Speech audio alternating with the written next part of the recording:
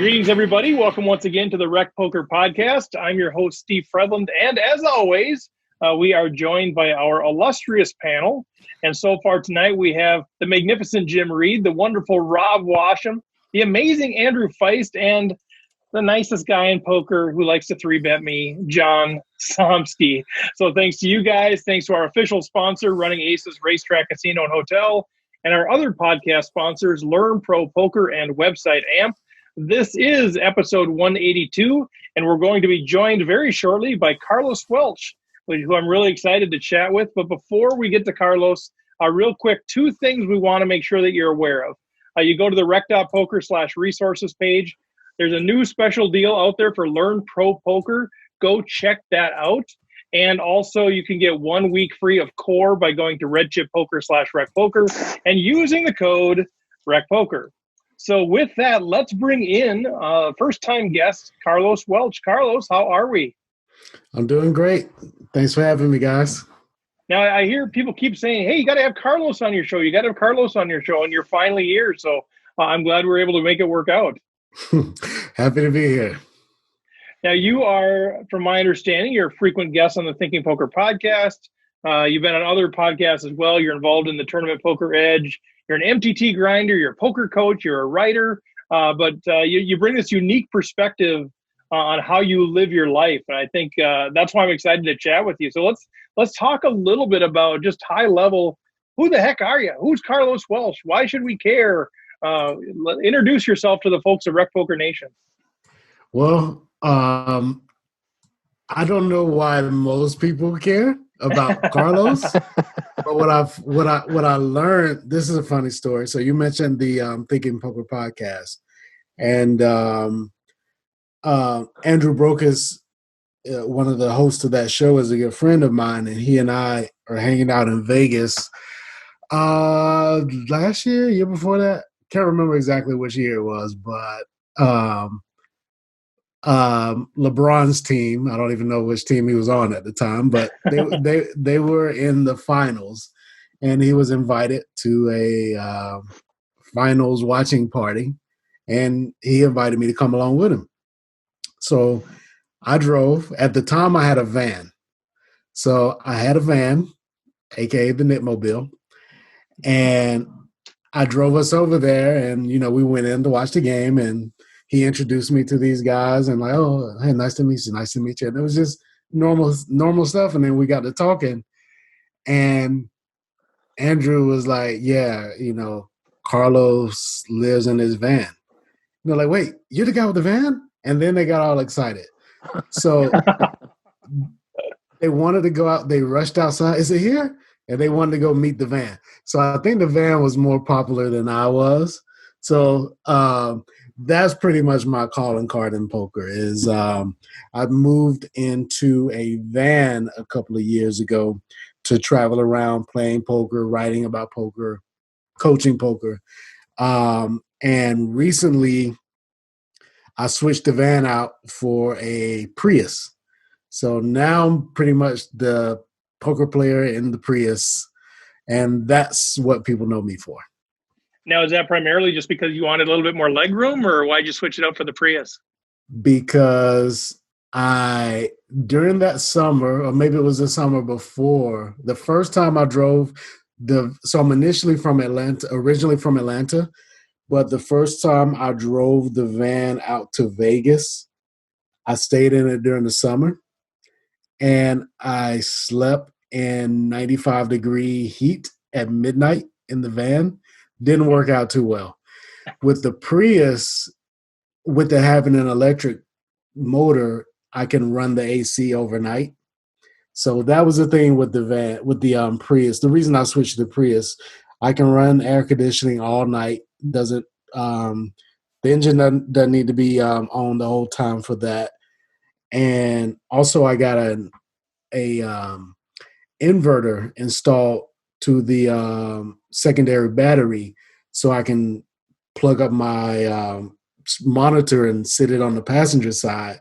So I'm just, parked in the desert and playing 4 to 6 tables of online poker and sleeping in this car. I love it. So Tell us a little bit about the journey to that. Like, how did you end up getting to that point where you're saying, you know what, I don't want to have an apartment or a house or whatever. I want to live out of a vehicle. What was sort of the journey that brought you to that point? Black Friday. So if we all remember Black Friday, I had a couple of $1,000s locked up on Full Tilt at the time. And also at the time, I was a middle school math teacher. And so I had the summer off in 2011, and I was trying to find a way to get my money off of Full Tilt. So I got this bright idea to move to Jamaica for the summer and switch my residence in Full Tilt because they were still paying out rest of the world players, just not Americans. So I went to Jamaica. I've signed like a 1-month lease on this villa. And the whole time I was in Jamaica, at the time I lived in a house that I was buying. So I had to pay that mortgage. And I was in Jamaica in the summer paying rent there while also paying mortgage on an empty house. And so when I got back that next year, I decided to basically do poker full time and traveling. And I thought I didn't want to go out to the World Series of Poker and have to pay this mortgage on this empty house and circuit events. So I left the house and initially moved into a extended stay hotel. Now, when I mention this, a lot of people don't seem to know what those are, but my mortgage was around $1,000 a month with utilities and all that stuff on top of it. The hotel I moved into was around, I think at the time, like $160 a week, including all the utilities. And whenever I traveled for poker, I didn't have to pay for the room like I had to pay the mortgage for the house. So I did that for a couple of years. And after WSOP 2015, I came home, back to the room, which was home, in Atlanta, and the rent went up. I think it went from like 160 to like 200 a night. And now I think they're up to like 250. Some of them are like 350 a night. And before I decided to go back to the room, I just kind of had the fleeting thought that, all I do is sit in this room every day, play poker, write about poker, study poker. I can do this in a van. And I was like, wait, why wouldn't I do it in a van? So I had the thought, and probably like 2 to 3 weeks later, I had the van, and I just did it. Yeah. No kids, no pets, no. I don't have a girlfriend or a wife, so it wasn't. And I'm kind of a crazy person anyway, so it wasn't that big of a leap for me to do it. I've met so many people that say they would love to do it, but they just have so many other things. It's a lot easier for a single guy with no kids to kind of jump into that. So somebody that hasn't seen you for a while talks to one of your buddies and says, "Hey, what's Carlos up to?" And they're like, "Oh, he's living in the van." They're like, "Oh, yeah, that makes sense." Yeah. Yeah. It's completely normal for me. Yeah. That's awesome. So there's no pets at all? I mean, go ahead, Jim. No, I was just gonna say it's an inspiration for a lot of us poker players because when I talk to people about Carlos, it's just like dieting and working out. Like if you want to be in shape, you can do a lot of exercise and work out all the time, or you can just eat less. And I think that's the same way we look at our finances like this. Like Carlos is like, I don't want to go out there and I don't want to go out there and do a bunch of this other work, making money. I want to focus on the poker stuff that I love. And I'm just going to come up with a way to spend less in a month instead of making more and be free to do whatever I want all the same time. I mean, it's phenomenal. Hats off to you, sir. And also, thank you. Also, with the theme of the podcast, RecPoker, I'm not that good at poker. So if I needed to pay a mortgage and some car note and pay for some kid and a wife, and I don't know if I could do this for a living if I didn't cut my expenses. Mm. So, I've basically found a way to be a rec poker player for a living by cutting the expenses. Love it. John, did you have something?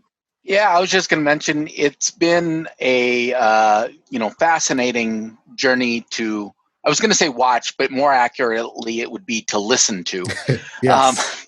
Because I think most people agree that when you are on Thinking Poker podcast, it's one of the favorite episodes of that series. Not that they have a bad one, but you're kind of a special guest star when you come on, and it's been really interesting listening to you mature over the years. You can tell you've gotten better, more confident with your play, and you are always, even though you're on there with Andrew, and who if I were on that podcast with him all the time, I'd be quite intimidated. You feel confident with when you get into areas of saying, no, on the games I play here on Bovada, these low stakes, this is what I can do here, even though that may not make sense in the games that you play in. So it's been a fascinating journey to listen to, as I said. Yeah, I call myself faux host of the podcast as opposed to a co-host. FAUX. Yeah, I think I've done, might be like 15 episodes now of that show. So I'm definitely comfortable with Nate and Andrew, and these guys are my real life friends. So it's a lot easier to not feel intimidated because of that. And I just know, being a math teacher myself, being intimidated in a setting where you're there to learn is probably one of the biggest roadblocks to learning. You can't feel like asking questions and speaking up and like giving your opinion, even though they may or may not be wrong, is not a stupid thing to do. And it was like pulling teeth to get, my math students to understand that. Nobody wanted to raise their hand. They didn't want to be seen as the stupid kid. But I have no problem being seen that way, because not being willing to ask those questions is how you remain stupid. And so, you got access to Nate and Andrew, like, why not, soak up that knowledge? And, but you're right. I definitely don't mind giving my take on the games that I have more experience in than they do. Carlos, one of the things I've really enjoyed listening to you talk about, it's in relation to sort of the living in the van or living in the car. It's like, it's sort of like, how do I optimize this experience? How do I make sure that I'm like getting the most out of it? And the most fascinating conversations I've heard you have are some of those ones about game selection. And I think you've been a little cagey about, which games you'll go and target in Vegas while everyone's going to play this shiny object.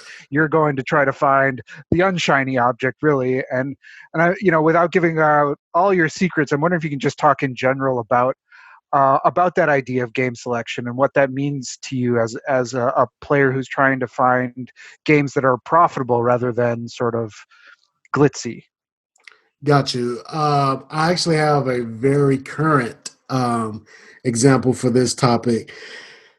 My goal, first of all, I am playing poker for the money. I enjoy poker, but it's not something I would do for free.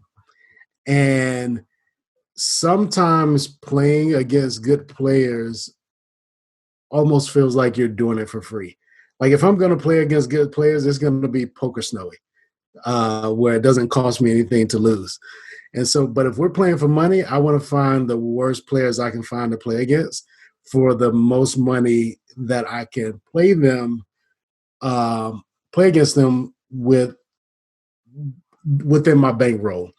And what as far as the current example is this, you guys know the last 3 months now have been kind of crazy for online poker because of the COVID-19 pandemic. I was grinding on Ignition, and pretty much the highest stakes on the site, because for whatever reason on that site, as you move up in stakes, the players don't get better. So I was grinding the highest stakes on the site, and all of a sudden, the field sizes started to like triple. And it's because all the live guys are like forced online now. Now, this kind of snuck up on me. I didn't see it happening. And so one thing you learn is that the bigger the field size is, the more variance you have. And you kind of find yourself basically playing for the experience in a way.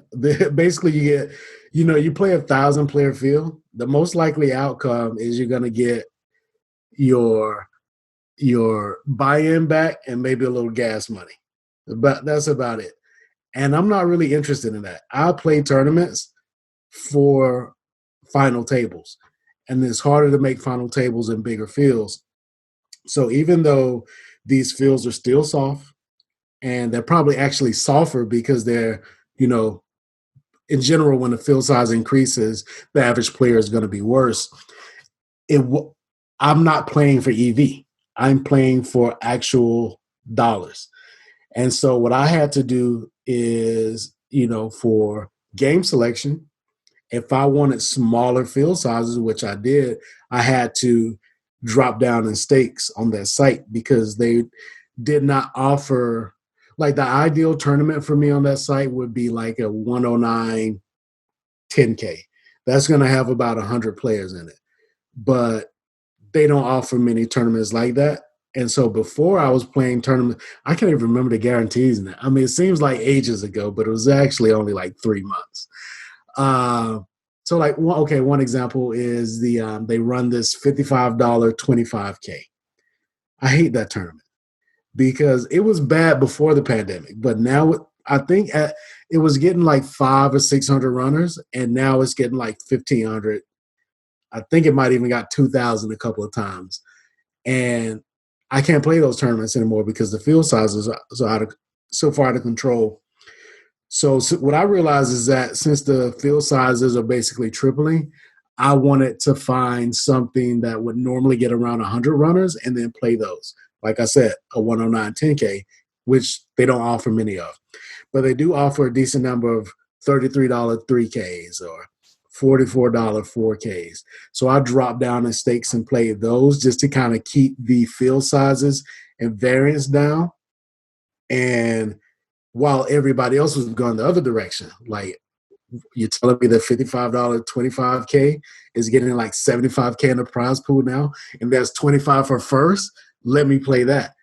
And 99.9% of those people walk away unhappy, unless they just enjoy the experience of playing a tournament, which I don't.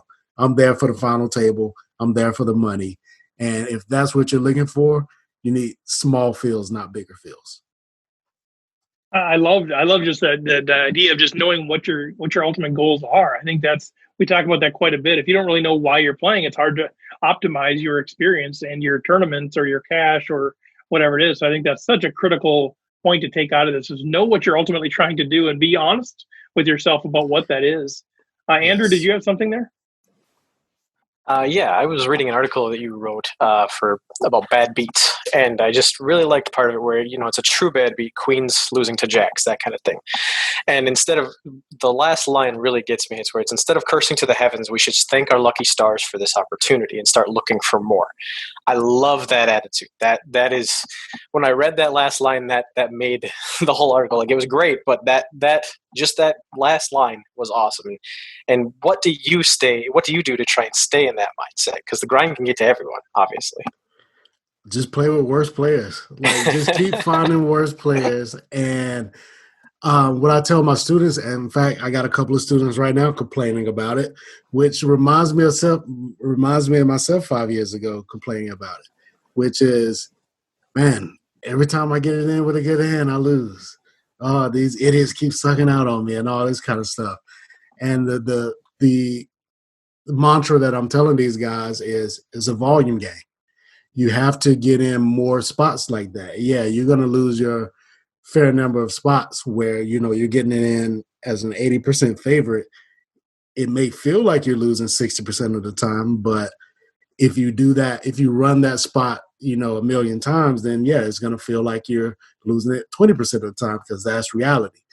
And so if you're trying to like avoid the tilt that comes from getting bad beat, you just got to keep getting it in good. Get it, try to get it in good twice as often or 10 times as often as you currently are, and that'll go away. But that's hard to do when you're playing against good players. So you need to find more bad players and improve your skills to find more spots to get those players to put in their money bad against you, which was basically what the article was about. Yeah, because you mentioned something on playing a hand with Maria Hone where you lost queens versus her ace king, and you said the same thing. You're never going to get 5-bet shoved with 6-5 from her anyway, so you got to find the bad players. I like that. Yeah, that hand was in the 2016 main event on day 3. And it was so funny because all my buddies were like in the hall of the Rio. And, I'm all getting prepared for day 3. And I had like 50 bigs. That was a pretty decent stack. So I'm ready to go in there and do my thing. And I went in. And I think I came back in like 15 minutes with a smile on my face. And I'm out. And it was like, you're joking, right? And I'm like, no, man. I lasted like an orbit and a half. But it was basically a situation where I opened queens, she 3-bet ace king, I 4-bet, she jammed, I called, and I lost. But it was early enough in the day where I didn't feel like I bubbled, because the bubble doesn't burst until like the end of that day. But it was also like I got a chance to make day 3 and I didn't bubble, and I got it in good against a good player. So I left happy, even though I lost $10,000 in 15 minutes. But yeah, it was a situation that could have been, a lot of people would look at that as a negative, but that's one of, like, when I think about some like happy moments that I remember in my poker career, that's one of them. Is like, that was a good experience, I think. If you're gonna bust a main event, that's the way to do it, in my opinion. If you're gonna That's awesome. bubble, if you're not gonna cash the main event, that's the way to do it. Right. No, it's good stuff. Well, one of the things, Carlos, we love to do, and I'd love to talk more about your story just in general, but one of the things we always try to do is an element of the strategy side for the folks that are listening to the podcast. So if you don't mind, Chris has a hand that we'd love to have you break down a little bit. Okay. All right, Carlos. Well, this is not your favorite type of player, because these are not bad players. But we're in a 100K high roller that was on Poker Go. I was just watching it recently, and I think this is something we can all kind of relate to, because it's that kind of point in a decision tree where you're kind of wondering, how do I hang on here, and how often do I hang on? Do I need to hang on here with a hand like this? So. Just to give you a little context, there's 10 players remaining. There's 2 tables of 5 players, and only the top 6 get paid. So we're not in the money yet. We're at a table of 5 players. Okay. And so the blinds are 8K, 16K, and with a 16K big blind ante. And we're first to act under the gun or a hijack in this. And we've got a pretty decent stack of 1.4 million. And we have Queen of Clubs, Jack of Hearts. And in this case, I don't think there's anything to argue about this, but we opened this to a min open to 32K. And I kind of want to get post flop, because I think there's not much to argue with here, because the button and the big blind call us. And so we're going 3-way to a flop. And the flop is 8 of hearts, 3 of diamonds, Jack of diamonds, and the big blind checks. So what we've got top pair, not a great top pair, but a pretty decent one on this board. There's 2 diamonds. We do not have a diamond. What's our move here? So we already screwed up when we registered 100K high roller. But if we were dropped here by a time machine, yeah. I guess so. First of all, we have to try to think and play as close as we can to GTO. And I think this is a wet board, and keep in mind that I'm way out of my league trying to play GTO, but I think with this board being wet, three-handed, but we do have this big stack. And would you consider? Is this even considered a bubble when there's 10 left and 6 pay? Are we even at the bubble yet? Yeah, we're getting close. We're getting close. Oh, and I should have mentioned the button has 585K, so we outstack both players. The big blind has an even a smaller stack, had about 320K, so we've got both of them well covered. Gotcha. So what I would say is normally this is what I think GTO says. When the board is wet like this, normally we want to use a bet less often and with a big sizing. But this might be a special case because we should have additional fold equity being on the bubble, especially of 100K, or approaching the bubble of 100K, and against two players we cover. So my first thought was like, is this hand even strong enough to bet? But with the extra fold equity, maybe it will be. And since we're betting more than we normally would, we would choose a smaller size than normal. Like when I first saw this, I would think, okay, we're gonna bet like 2/3 pot on a board like this. But now that feels a little iffy with this hand, so maybe we use this as a high frequency check. But since we're gonna bet here because of the extra fold equity and we're betting a lot, I would probably bet like, I don't know, third pot, something along those lines. Well, that's really close to what this is. So this is Igor Kurganov, by the way, if you know who that is. And yes, so he does bet. He bets he bets 38K. So you're pretty much spot on with the third pot. And the button calls, and the big blind folds. So now we're heads up, out of position. We got top pair, and the turn is the 6 of diamonds. So again, the board is now 8 of hearts, 3 of diamonds, jack of diamonds, and 6 of diamonds, and we hold queen of clubs and jack of hearts. So and it checks to us. Or no, yeah. Or no, sorry, we check the first act. Yeah. So do you think we should check here? When the diamond comes in, that's definitely a better card for the caller's range than ours. So I think this is a pretty uncontroversial check on the turn. Agreed. And so we do check. And now the button leads out for 126K. Do we know the pot size here? So we're around, let me see, we're around 90. This is feels like a big bet. Oh, 175. It's like 60%, I think. Yeah, it's 60 to 70% of the pot. And this guy seems to be setting up a river jam. So I think I think we definitely have to call with top pair here, especially well, it actually hurts us not to have a diamond here. Normally you don't want to like block bluffs, but you don't want to block flush draws, but you do want to block flush draws when the flush gets there.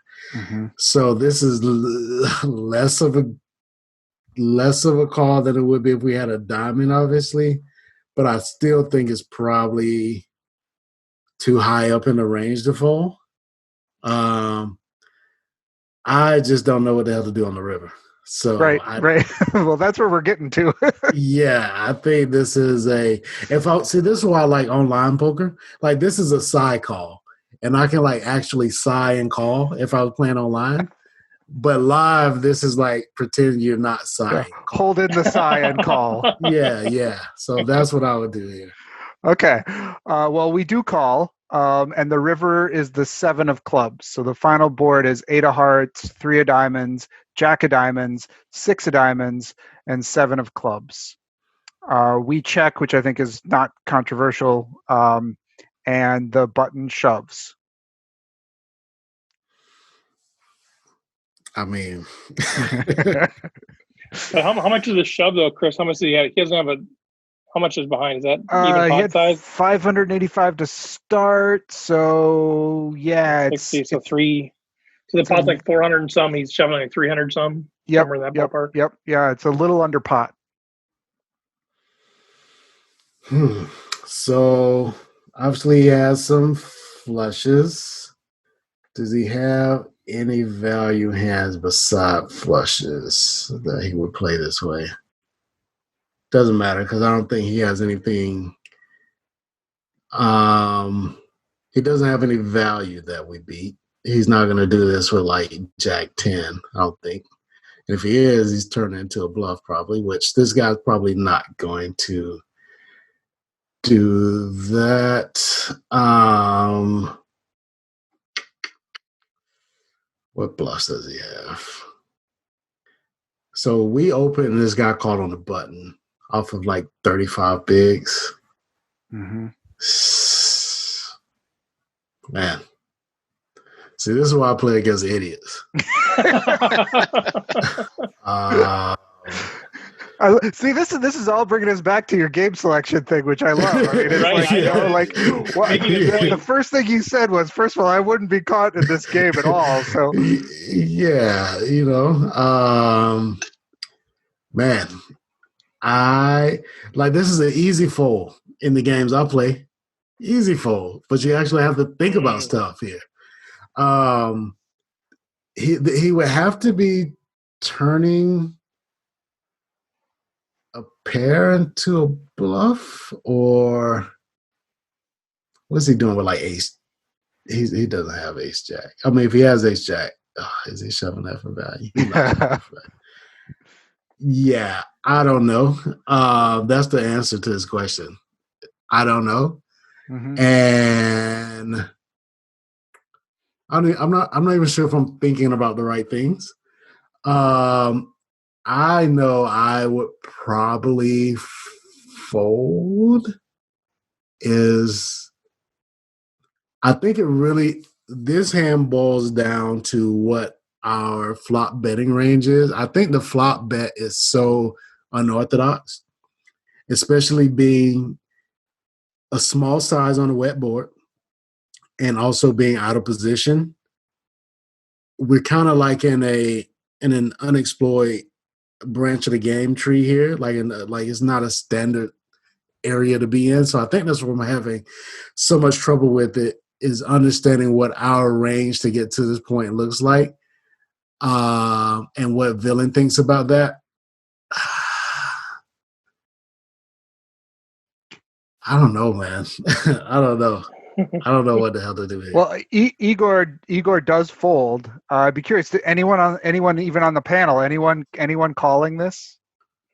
It'd be tempted to call just because after I underrepresent my hand in this way, and if I've still got 800 behind. I guess it's player dependent. I guess, how capable are they of making this? Like Carlos said, I love what he said about in the games that I play. It's an easy fold because most players that are less experienced are incapable of making that sort of play. But the river card seems innocuous, but it's not really. Like if this guy's turning, he's got one of the draws, the diamonds get there, the 9-10 gets there.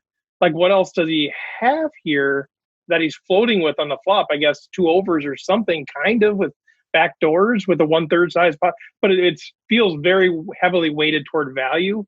But depending on how capable I think they are of turning a bluff into a or pocket threes or pocket fours or something into a bluff, that's where it comes out of. But it's super tight for me. I mean, like ace king, ace queen, he probably 3-bets pre. Yeah, right. Ace jack, he's probably. I mean, is he betting that for value on this river on the bubble? I don't know, man. He might even 3-bet that hand pre. I don't know. So what? King queen, king queen. Does he have like? And man, I don't know. Yeah, does he fold that flop with one diamond, maybe with king queen? Yeah, or like we were betting small, so I mean he might even raise. So and then so the turn. Yeah, that makes a little bit of sense. Like King 10, I don't know if he plays King 10 off. That's an easy fold pre, I think. Or could be wrong on that also. Queen Jack, it's gotta be in that ballpark, King Queen, or he has to be turning pair into a bluff. Because other than that, what about Ace 10? Ace 10 is another one. King Queen, Ace 10, or he's turning pair into a bluff. With the Ace 10 of diamonds. Yeah. The Ace of diamonds. Ace of diamonds, yeah. Yeah, see that's one that I think they're more likely to turn into a bluff because it's just like the nut blocker they have in that situation. Yeah, it's hard to find bluffs. It's hard to find. I'll put it this way: it's hard to find enough bluffs to justify a call. Mm-hmm. I think he has a few hands he could be bluffing with here, but are we good often enough when we call here? I don't know, man. I don't know. Does he call on the button with Ace 9 with the Ace of diamonds, Ace 7 with the Ace of diamonds? See, that's what I'm thinking is the offsuit aces below Ace 10. Are those just folds pre? They feel like folds pre to me. Yeah, that's what I'm wondering too. Right. With the stack pressure too, it seems like you probably need to fold those. Yeah. Now, if you can give them, a number of those, then I think this becomes a lot closer. But without those, I think Steve is right in that he's got to be turning some pairs into a bluff. And maybe he's good enough to do that. I know all these guys are very good. I just don't know if doing that is good in a high ICM pressure situation. Another question I have, like Steve mentioned that we're under-repped. I'm wondering if we are, I was going to say over-repped. I don't know if that's the right term. But we shouldn't be betting very often from out of position here, I don't think. So, like I'm wondering if Villain expects us to even have this hand in our range. Like I would think this hand, and again, this is just without the ICM pressure, I strongly feel that this hand would not be a bet on the flop. But with the ICM pressure, maybe it becomes a bet, and Villain knows that. And so this is the exact type of hand that he will be trying to get us off of. And I just don't know what the next link in that chain of thought should be. That's where I get stuck, and that's why I don't play 100K high rollers. It certainly is the kind of run out that makes it tempting to try and get someone off a one pair hand, isn't it? When the straight and the flush comes in and, you've shown aggression on the turn like that, it feels like the kind of spot where you could get a thinking player off a one pair hand. Yeah. Yeah, definitely. I don't know. This is above my pay grade, guys. Well, you're not getting paid anything, so. Exactly. Well, just to give us all the results here. So Igor Kurganov does fold, and because it's a stream, we know that you've actually picked out the bluff very well. It was a bluff. He had King of Diamonds, Queen of Spades. So he had the King of Diamonds, sort of give him the flush blocker, and those two overs that he carried over and bet on that turn diamond as well. Yeah, his so he calls pre. Yeah, see, I see his hand makes a lot of sense. With our action, I think he played his hand the way I would expect him to play it. I just don't know how many hands like this he has. Yeah. And is that enough to justify a call on the river? Like, what do you guys think he does with like Ace 10 with the Ace of Diamonds on the flop? Does he just call that one, or does he check raise it? Or does he raise it because he only has the one over as opposed to two? I personally feel like those are the two bluffs I could find is the ace 10 with the ace of diamonds and the king queen with the king of diamonds. I think you're right, and I think it's really great to think about that. Even though the results here are, if he had called, it would have been a great call in that moment, but over the long haul, there aren't enough bluffs here to make this call consistently. So Yeah. that I think that's part of what I think is really great here is that results wise, he should have called, right? If he could see the cards, he should have called. But over the long haul, I think you can't make this call because there's just your opponent has so much more value here than they do potential bluffs. You know, another thing that I learned a couple of years ago, and I got to give credit to Chance Carneth. This is something I learned from watching a stream he was doing.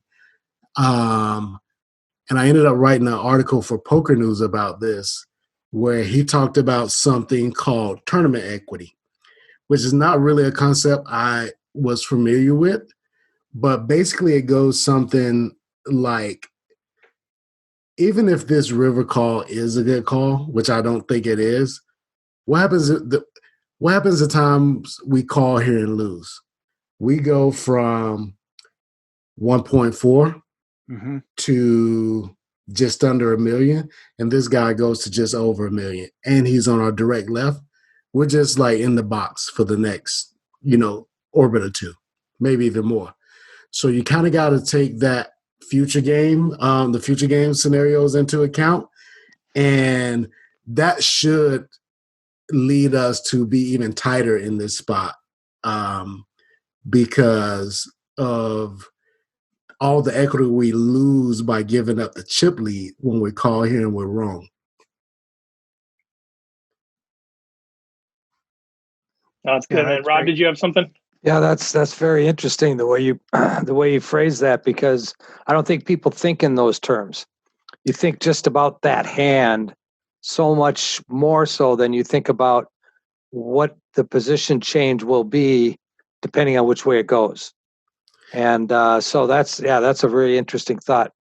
I just had a question for you. I think we're done with the hand, right? Yes. So I had another question for you. I hear you on Thinking Poker podcast, and you're talking about the population that you're playing against, and you're always talking about how, well, against the people that I play against, this is the right play, or the people I play against, this is the right play. Now, we're all sitting here playing online poker a lot more than we usually do, and we're all using Poker Tracker to try to figure out what that population is doing. And I know that on Bovada or Ignition or whatever, they are anonymous, so you can't really track individual people, but you're tracking the population. How does that work? How do you make that happen? Is not really tracking in the traditional sense, as because you're right, we have anonymous opponents, so we can't have a database that tells us how someone plays. But what we do have on this site that I've never seen on any other site is 24 hours after the tournament ends, you get access to all the hole cards, even the hands that were folded. So I review pretty much every tournament I play, and I can see how the average player on this site plays, and then I kind of exploit that in future tournaments. So some things you see over and over again, like, frequent limping is things that you would kind of expect to see. I'm very rarely surprised, but being able to see those whole cards, man, that is such a powerful study tool. And you quickly get an idea of how, the average player plays, where, I'm going to study. I take the hand history and I pull up the first hand, and I can see all the cards. And it's almost like everybody at that table besides myself is the same player, because it's anonymous. Like, you kind of have to treat it like you don't know any of these guys. So it's just like, so it's like playing against Poker Snowy, except these guys aren't good like Poker Snowy. When you play against Poker Snowy, in like you can set up like a sit and go against Poker Snowy, and you're playing against 8 copies of Poker Snowy. And because you can see how it plays 8 times in one hand, you quickly develop in a feel for his game. And I kind of treat the average Bovada player the same way, even though we know these aren't the same person, the same people, but over time that, I guess, player profile kind of like, aggregates into some type of Frankenstein that's at least close to what you would expect from the average player. And I'll try to like sort it. I mean, not sort it, but split it, where I'll say, and my percentages change over time, but I'll say 70 to 80% of the players are loose passive.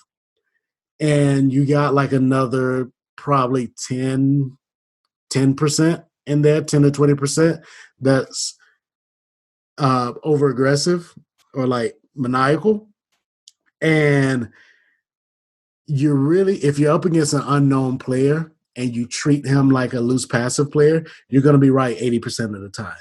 But if he happens to be that maniacal player, you're really going to make some massive mistakes against him.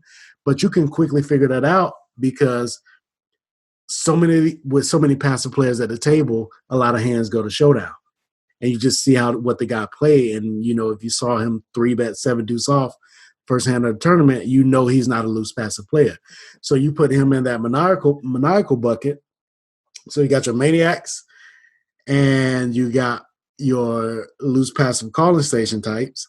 And once you kind of separate them into the correct category, you got, you just apply your passive Frankenstein profile to that guy. And you apply your aggressive Frankenstein profile to that guy, and you're usually within the ballpark. And when your opponents aren't good, you don't need to be good to beat them. All you need to be is in the ballpark, especially when you live in a Prius. Don't need a lot of money to pay the rent. That's like excellent. Drop the mic. There you go. Well, Carlos, I think we're going to wrap it up there just to respect your time. But this is fantastic. We loved having you on the show. It's about time we had you on, and then, man, you did not disappoint. It was a fantastic conversation.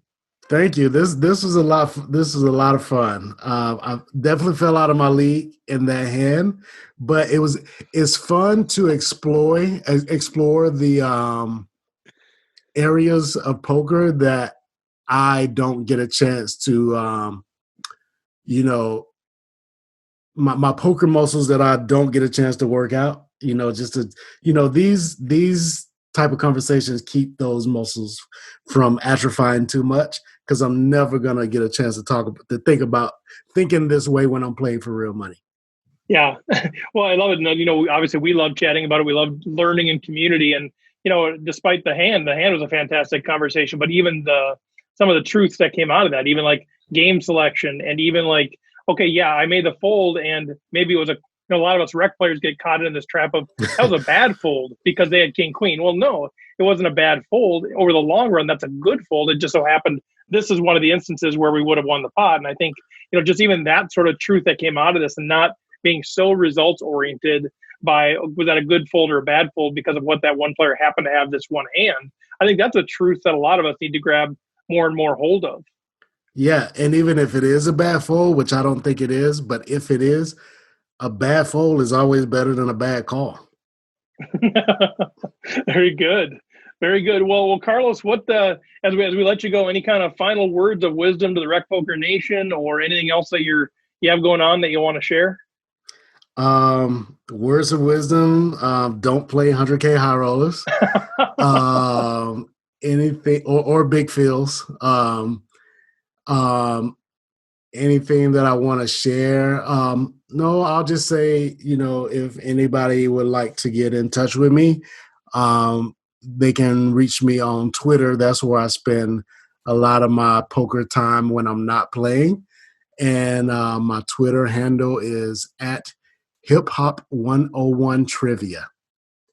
Of course it is. I mean, that's what I was going to guess. Yeah. That came from before my poker days, and I just didn't change it. Love it.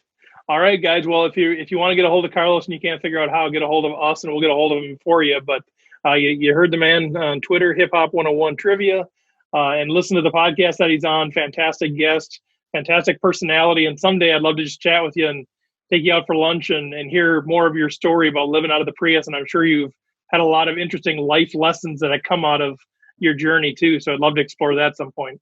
Definitely. All right, Carlos, we'll let you go there. Thanks so much. Thanks a lot, Carlos. Carlos. Thank you, guys. That was Talk to you great, later. Bye. All right, guys. Well, we'll hang on here. Carlos, feel free to jump off there. But guys, what sort of feedback do you have on the conversation? Yeah, just as you said there, that point about a good fold doesn't mean that he wasn't bluffing that time. It's just you have to think about. We've spoken before about when they move an inch, you move a mile. Rob, you remember from that Thinking Poker one, and just the concept that even if they're bluffing sometimes, if they're not bluffing enough, you should still fold. You let them bluff occasionally and still fold, because the majority or enough of the time, you're still going to be making more money by folding than by calling. So that's a point that just makes so much sense to me. I love it. I love that idea of exploitative folding, right? Go ahead, Rob. Sorry. There's a concept too that if you're never folding to a bluff, you're not folding enough. True. And you always got to make sure that you're not letting results, even though you would have won the hand, can't let results affect good decisions. Yeah, you see that all the time. Oh, go ahead, Chris. Yeah, no, I mean that was all great too, but I love hearing Carlos talk about sort of the games he plays, why he plays them. He really knows what he's trying to do, and I think that is something that a lot of poker players maybe don't think as much about and could learn a lot from. I know that the first time I heard him talk about this was several years ago, but that was the first time I was heading to Vegas. I was going to play in the the World Series, and I had all these things on my calendar, like, okay, I'm playing this and this and this and this, because it was like the bracelet events and the whatever events, and it really convinced me after I listened to him the next time to play one of those, sure, but maybe go try to play a daily at the Orleans or whatever, and try out some different ponds here and see you can get your great experience, but also find games that maybe have a little bit more value in them too. So good. John, did you have something there? Well, I was just going to say, one of the most interesting things I think about him is he has definitely made a decision on what he wants to get out of his life. And he has oriented everything in his life to align with that. And even though it's not, living out of your car is not something that is socially normal, right, in our society. It's kind of weird, to tell you the truth, but it's fascinating and it works for him. And he's figured out just how to make his life work and how to make poker fit into his life. And it's just fascinating to listen to him. Yeah, I totally agree. I love that idea of, here's what I want to do. I want to play poker, quote unquote, recreational / pro. I want to write. How am I going to make that happen? Well, I'm not going to play the big enough stakes. I'm not going to get all this debt or, staking. So I'm going to have to reduce expenses. I'm going to live out of my car. That works fine for me and my family situation. And I don't mind it. And I'm going to get a Prius so I can have the air at night. And, I love that too, John. I love that idea of saying, this is my dream. How do I make it happen? Rather than just sort of accepting the default life that he was given. So I think it's fantastic. Well, guys, let's do a little round robin here. Let's see what's going on in RecPoker Nation. John, why don't we just go ahead and start with you? Well, we had our first No Limit Hold'em Series game of the month, and some guy named Poker Geek MN won that one.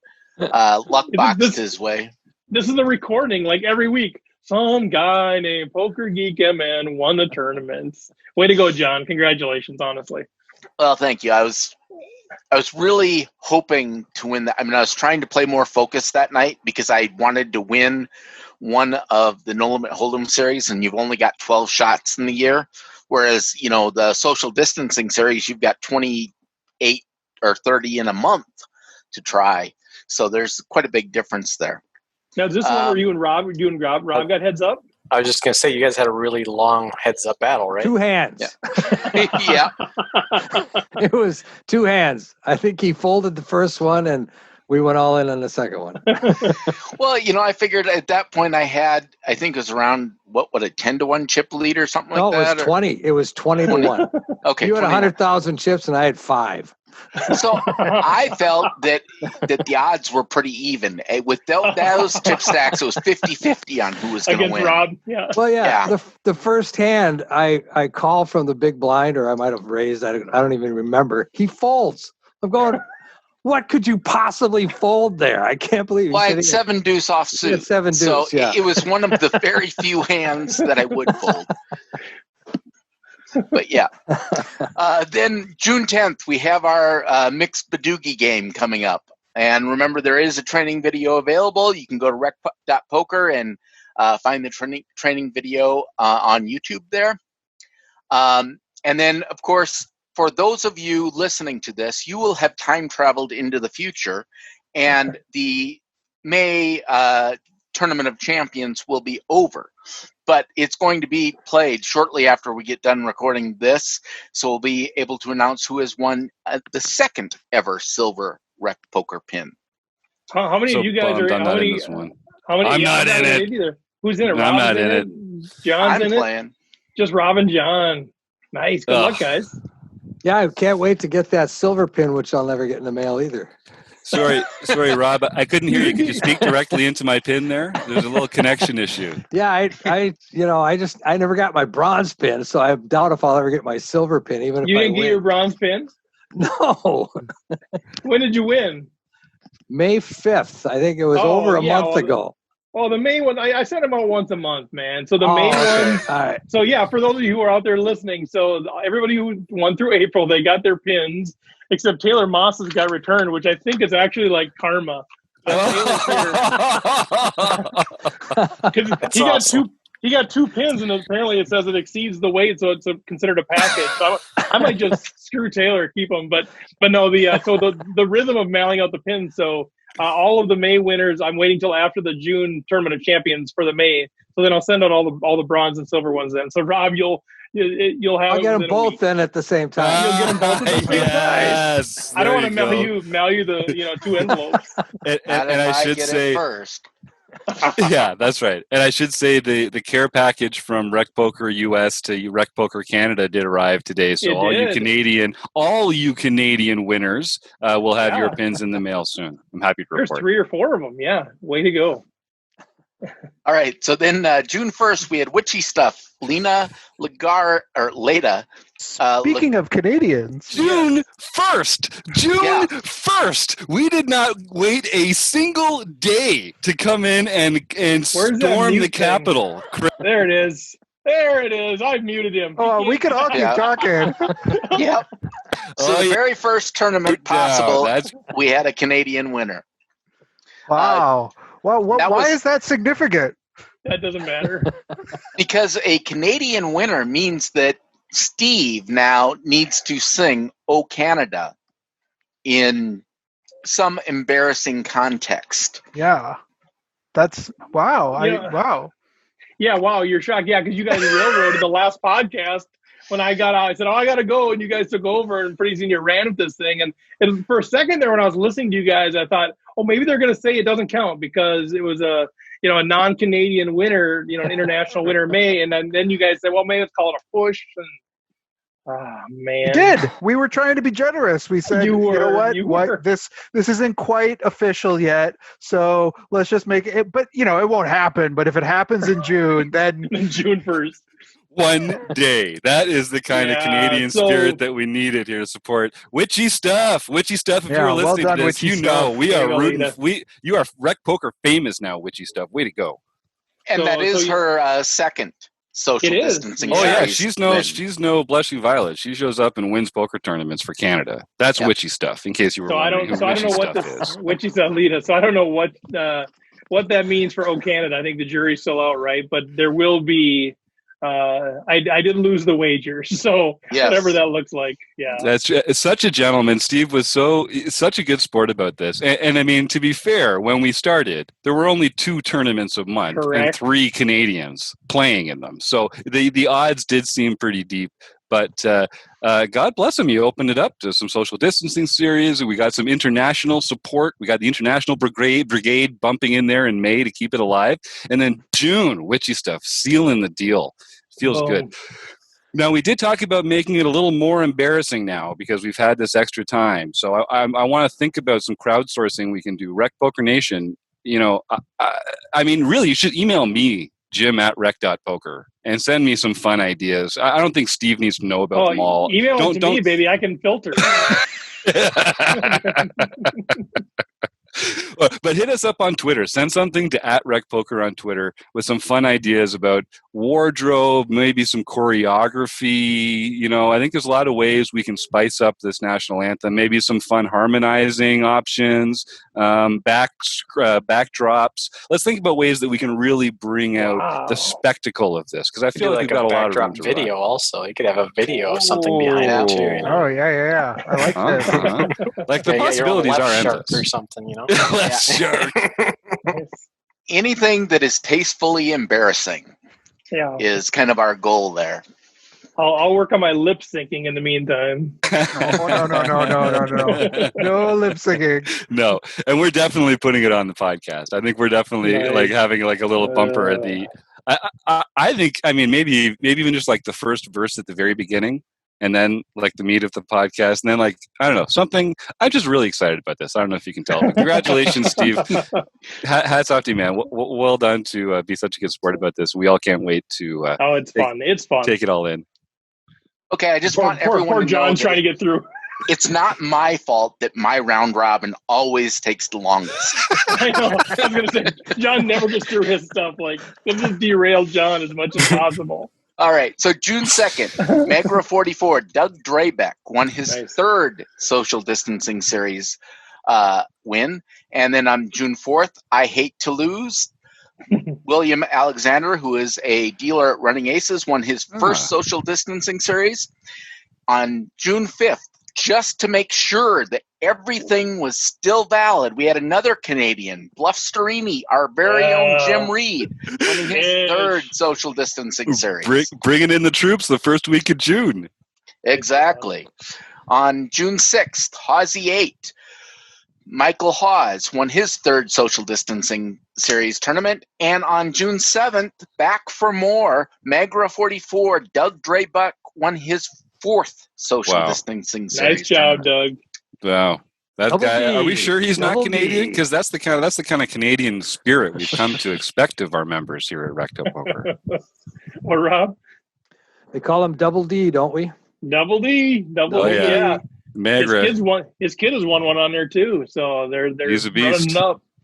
Yeah. Well, thank you, John, for all your work on that. I know people just love it, and man, what a fun time we have. I just love chatting out there, and like you said, a half hour from now when we're recording this thing, the silver pin contest will start. We'll let you know next week who wins this thing. But exciting time for a lot of folks. I had a lot of notes today, even people saying, just want to make sure that I'm in, that kind of thing. People are fired up to try to go after that second silver pin. So thanks for that, John.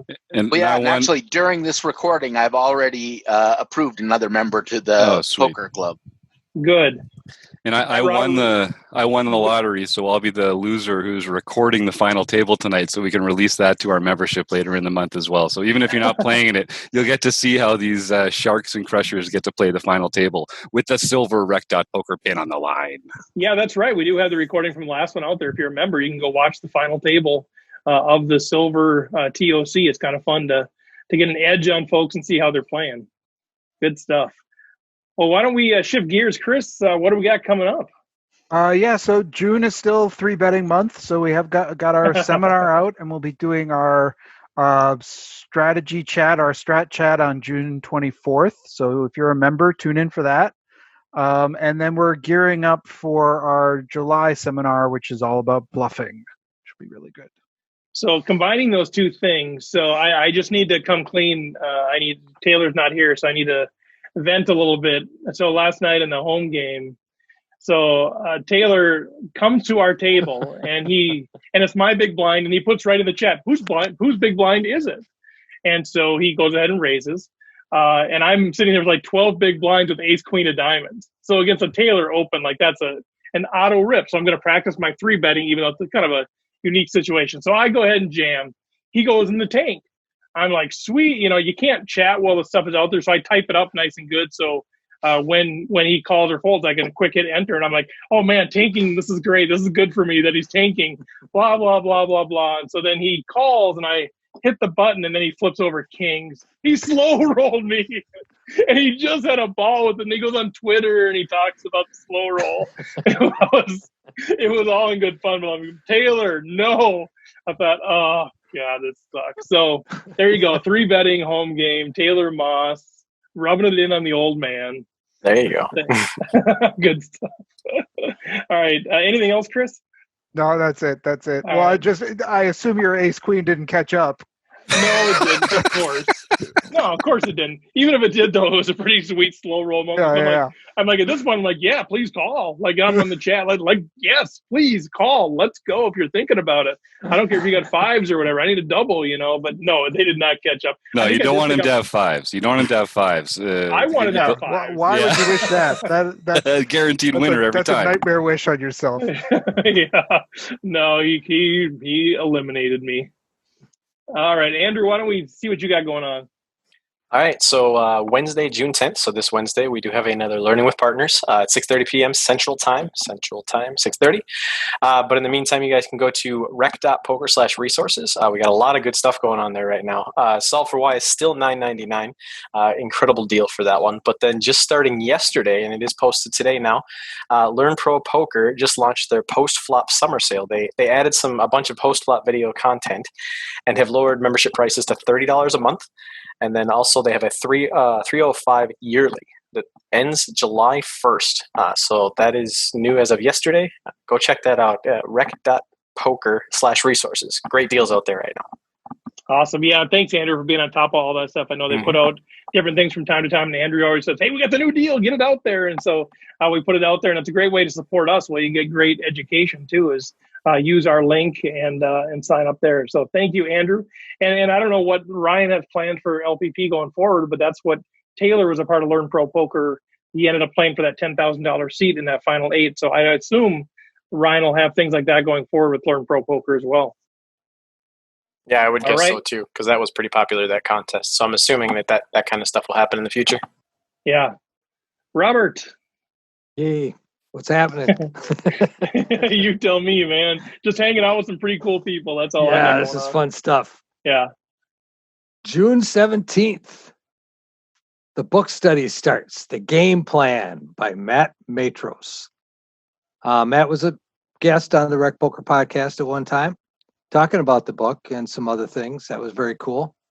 We have a contest going on right now. It's a Twitter contest.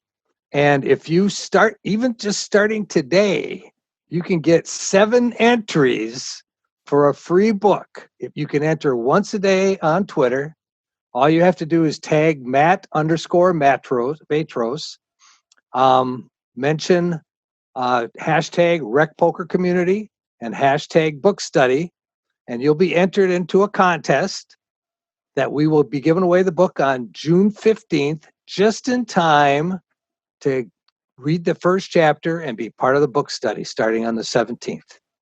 So get your Twitter fingers going, get it out there, get your tweets happening.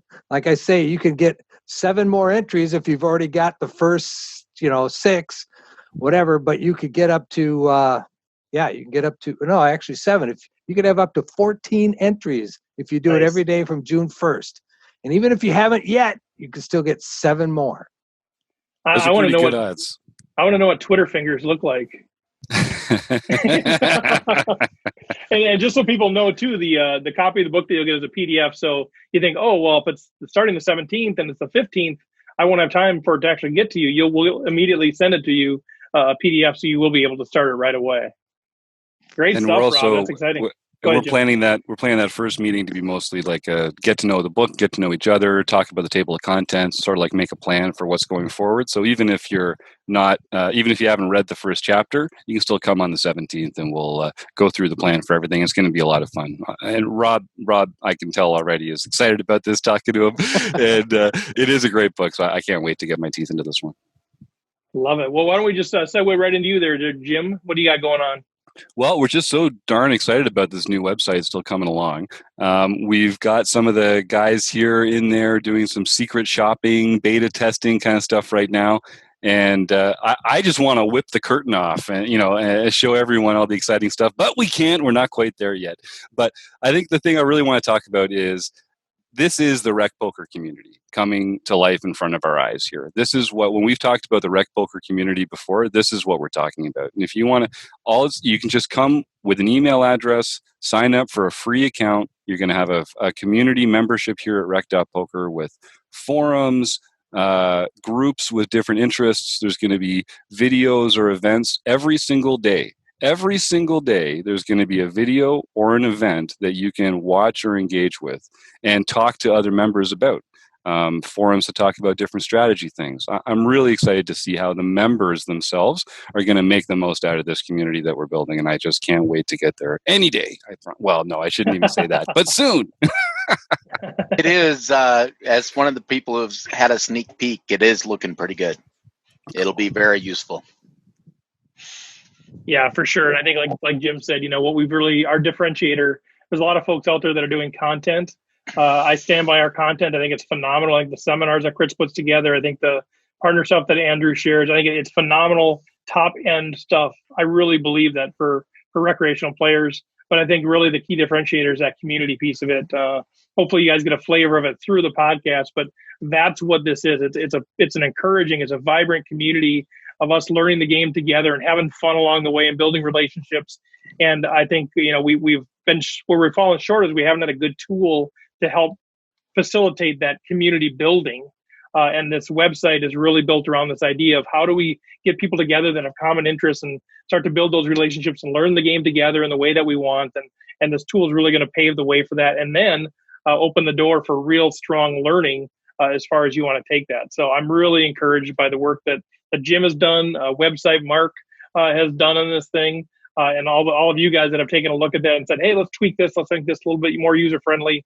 That stuff's all super friendly, super helpful. So I am really excited about it.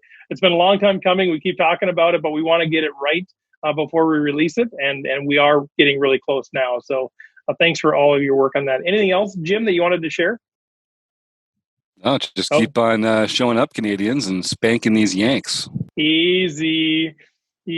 So a couple things for me real quick. The next Play and Hang is June 17th. We're trying to wrestle up some pros and some personalities to stop by and hang with us. We'll be making the announcements on who those folks are that get to do it. A reminder, we're going to do a one table, just a single table tournament, hanging out. We'll do a Zoom call, myself, some of the folks that have played the home game before, and then we'll bring some folks in to hang out with us. I know Sarah Herring has already committed. We've got a few others that are interested. If you know Sarah Herring from Poker News and other things, she said, yeah, I'll swing by. That sounds like a blast. So she'll be there at least on the 17th to hang out with us for a while. And I already mentioned the pins are being mailed this week. So Rob, settle down. The May winners and the Tournament of Champion winner determined tonight will be mailed out. And there's still a few of you that I don't have mailing addresses for. You're not really responding when we're reaching out to you as we play. So we're trying our best. If you haven't gotten a pin and you think you should have, get a hold of me, Steve at rec.poker, and let me know your address, and then we can get in touch with you that way. So with that, anything that we missed, guys? Anything else that you think we need to share for the good of the order? All right. Well, check out rec.poker. Sign up for our newsletter. It's a great way to stay informed. Thank you to Running Aces, Racetrack, Hotel, Casino, Website AMP, and Learn Pro Poker. Thanks to Carlos Welch. Fantastic conversation with him. Thanks to our panel as well. I should give Chris a shout out as well. He joined us right as we were getting going. But Chris and John and Jim and Andrew and Rob, thanks you guys. It's always a blast, and we will catch you next time.